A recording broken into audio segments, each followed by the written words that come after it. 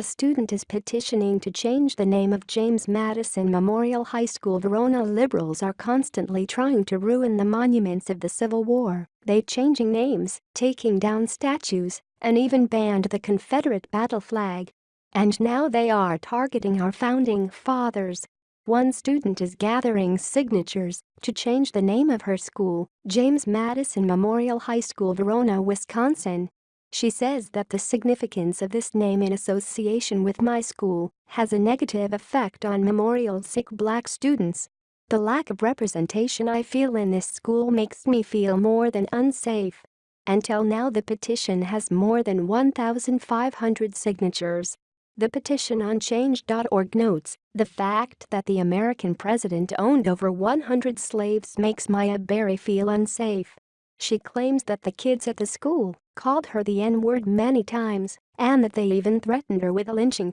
This is a sensitive subject, but as we know, all of the America's founding fathers were flawed men.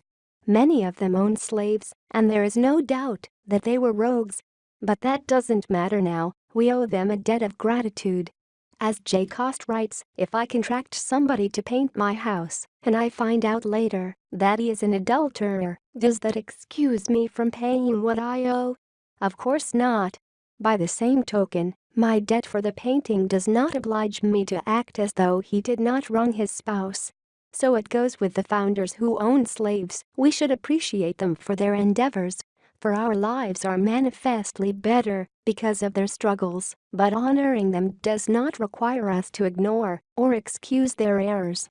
Madison's home, Montpelier, for example, just opened an exhibition, The Mere Distinction of Color, exploring slavery at the plantation.